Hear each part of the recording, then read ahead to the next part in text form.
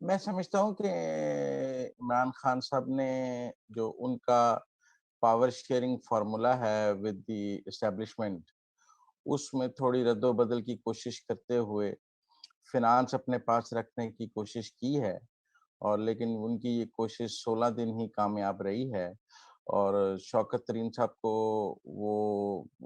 عمران خان صاحب کے وزیر خزانہ تو نہیں ہے، وہ تو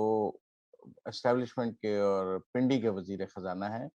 اور میں سمجھتا ہوں کہ حماد اظہر صاحب کو وہ نوڈ حاصل نہیں تھی، جیسے کہ اسد عمر صاحب کو بھی حاصل نہیں تھی، اور اس کے بعد حفیظ شیخ صاحب آئے، اور اب جب حفیظ شیخ صاحب کو جانا ہوا تو بھی ریپلیسمنٹ جو ہے وہ پنڈی کا حق تھا، کیونکہ ان کا بندہ گیا تھا، اور پاور شیئرنگ میں ایسے ہی ہوتا ہے، جب ایک ایل آئی کا بندہ جائے تو وہی ایل آئی اس کی جگہ اپنا بندہ دیتا ہے، دوسرے کو نہیں۔ میں سمجھتا ہوں عمران خان صاحب کی کوشش تھی کہ وہ اب چونکہ الیکشن کا سال ہے اور آگے الیکشن کی تیاری کرنی ہے، تو وہ اپنا وزیر خزانہ لائیں اور کچھ پی ٹی آئی کی الیکشن فوکس ایکٹیویٹی فائنینشیل کی جائے، لیکن شاید انہیں اس کی اجازت نہیں ملی ہے، اور 16 دن بعد ہی انہیں شوکت ترین دیکھیں نا، شوکت ترین صاحب کو تو وہ اکنامک ایڈوائزری کونسل کا کنوینر بنانے کو بھی تیار نہیں تھے، انہوں نے اسے صرف ممبر بنایا تھا، جبکہ سب کہہ رہے تھے کنوینر بنایا جائے گا، کنوینر بنایا جائے گا،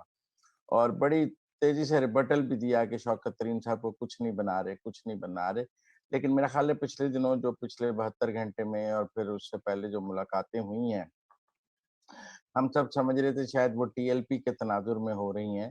لیکن میرا خیال ہے اس میں یہ بھی ایک تھا کہ فنانس منسٹر جو ہے وہ چینج کیا جائے، اور جیسے پہلے اسد عمر کو انہوں نے چینج کرایا جنہوں نے، اور حفیظ شیخ کو لائے، اب وہی جو ہے حماد اظہر کو چینج کر کے شوکت ترین کو لائے، شوکت ترین انہی کا کینڈیڈیٹ ہے اور انہی کے آشیرواد سے آئے۔ جی، انہی کے آشیرواد سے آیا ہے، بالکل، اس میں تو خیر کوئی شک نہیں ہونا چاہیے، لیکن ایک چیز جو دلچسپ امر ہے وہ یہ ہے کہ پہلے والے جو مشیر خزانہ تھے وہ بھی پاکستان پیپلز پارٹی کے جو ہے ان کی حکومت کا حصہ تھے، شوکت ترین بھی ان کی حکومت کا حصہ ہیں، اور آج جو ہے بہت سارے لوگ یہ بھی سوال اٹھا رہے ہیں کہ ایک طرف تو پی پی پی کی جو گورننس ہے اس کو بہت برا بھلا کہا جاتا ہے، اور خان صاحب خود جو ہیں نقاد رہے ہیں بہت بڑے، لیکن انہی کے وزراء، انہی کے جو لوگ ہیں ان کو اپنی کابینہ میں بھی شامل کر رہے ہیں۔ تو بینش نے بھی ہمیں جوائن کر لیا، لیکن اس سے پہلے میں بینش سے بات کروں، میں مرتضیٰ سولنکی صاحب آپ سے یہ پوچھنا چاہتا ہوں کہ اتنی بار 3 سال کے اندر چوتھا وزیر خزانہ، گویا کہ ایک بھی وزیر خزانہ اگر ایوریج ٹینیور پھر آپ دیکھ لیں تو یہ تو 1 سال سے بھی کم بنتا ہے، اور اس میں کیا وہ پالیسی کے اوپر کام کر سکتے ہیں، کیا وہ معیشت کو سہارا دے سکتے ہیں، کیونکہ اس طرح سے اور یہ ایک ٹرینڈ ہے، یہ میرے خیال سے کیبنٹ کی ری شفلنگ جو ہے، یہ اس کو ہم اگر وسیع تناظر میں دیکھیں تو چیئرمین ایف بی آر 5 بار بدلے گئے ہیں، کئی اور وزراء کئی بار بدلے گئے ہیں۔ پنجاب میں جو صورتحال ہے، 5 5 6 6 7 7 8 8 بار اعلیٰ افسران، پالیسی میکرز جو ہیں ان کی اتنی جلدی تبدیلیاں، تو یہ تو تبدیلی کر دے نہیں میں آپ پہ تبدیلی ہوئی۔ سولنکی صاحب اس کے اوپر ذرا آپ کامنٹ کریں کہ آپ اس کو کیسا دیکھ رہے ہیں، کیا یہ سہارا ہے عمران خان صاحب کو شاید ڈانٹ پڑی ہوگی تو اس لیے ان کو کہا گیا ہوگا کہ بھئی آپ ٹھیک کریں معاملات، تو انہوں نے ایک اور ریشفل کر دی۔ دیکھیں جس طرح کی تبدیلیاں پچھلے 2.5 پونے 3 سال کے اندر عمران کابینہ کے اندر ہوئی ہیں، وہ صرف جو فیصلہ نہ کرنے کی صلاحیت ہے اس کو ظاہر کرتے ہیں۔ ایک تو فیصلہ کرنے کی صلاحیت ظاہر ہوتی ہے، ایک فیصلہ نہ کر سکنے کی صلاحیت جو ہے، انڈیسیشن جس کو کہتے ہیں، یہ اس کو ظاہر کرتی ہے کہ آپ کو سمجھ نہیں آ رہی کہ آپ کرنا کیا چاہتے ہیں، اس لیے آپ مسلسل جو ہے ناکامیاں آپ کے سامنے آ رہی ہیں، اور آپ سمجھتے ہیں کہ ان ناکامیوں کا جو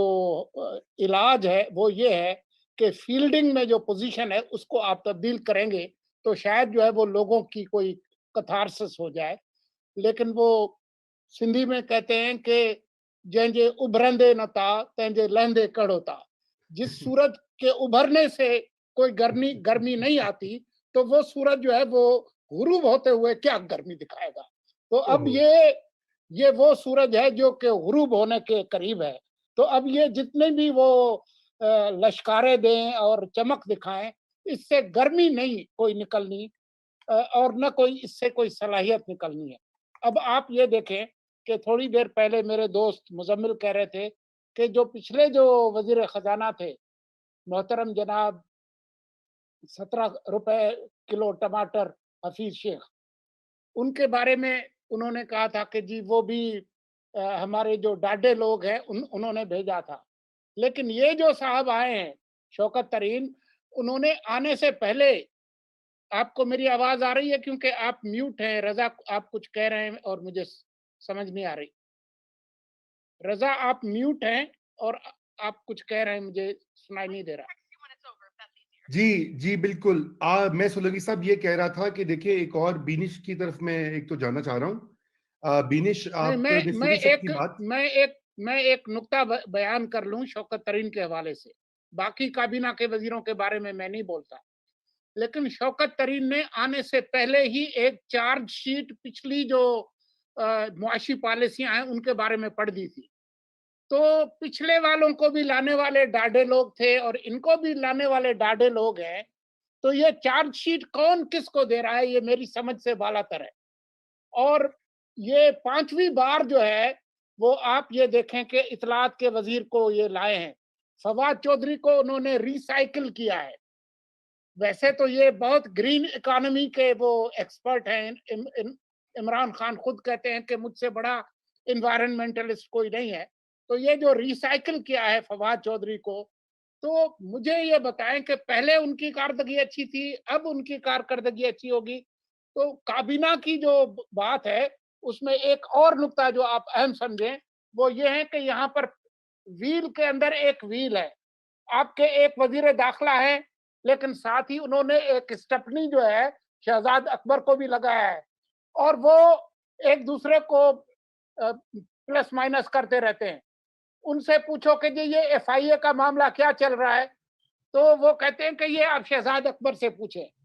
इसी तरह से आपने तवानाई का एक मुशीर भी लगाया हुआ है और अभी आपने हमाद अजहर को बिठा दिया, जिनको सिर्फ आपने 18 दिन दिए वजारत खजाना में।